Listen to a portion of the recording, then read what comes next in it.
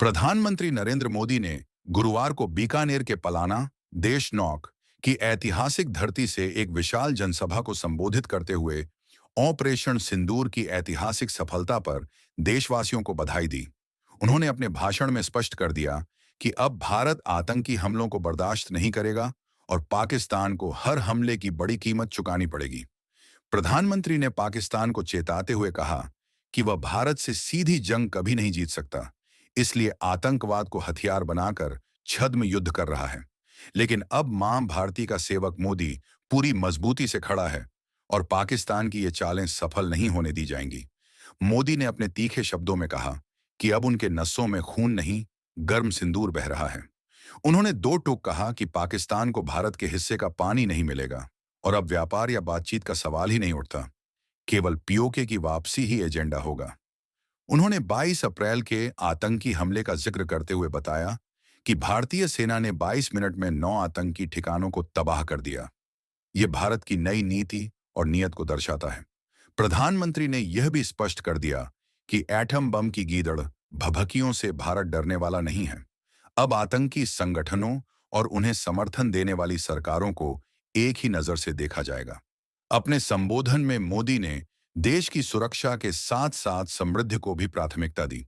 उन्होंने कहा कि विकसित भारत के लिए आधुनिक इंफ्रास्ट्रक्चर जरूरी है और इसके लिए केंद्र सरकार ने पिछले 11 वर्षों में अभूतपूर्व निवेश किया है। उत्तर से दक्षिण और पूरब से पश्चिम तक देश में पुल, सुरंगें और एक्सप्रेसवे जैसी परियोजनाएं तेजी से पूरी हो रही हैं।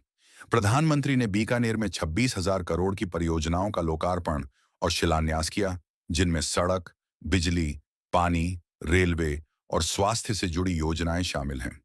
उन्होंने बताया कि देश में अब इंफ्रास्ट्रक्चर पर 6 गुना अधिक खर्च हो रहा है, जिससे रोजगार और उद्योग दोनों को बढ़ावा मिल रहा है।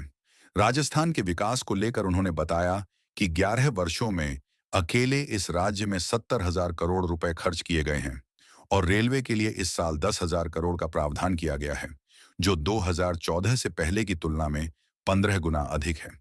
प्रधानमंत्री ने मुख्यमंत्री भजनलाल शर्मा की प्रशंसा करते हुए उन्हें राजस्थान का लोकप्रिय नेतृत्वकर्ता बताया। उन्होंने कहा कि डबल इंजन की सरकार राज्य को औद्योगिक, सामाजिक और तकनीकी रूप से नई ऊंचाइयों पर ले जा रही है। उन्होंने राजस्थान की refinery, Delhi Mumbai expressway, Amritsar Jamnagar corridor जैसी परियोजनाओं का भी जिक्र किया।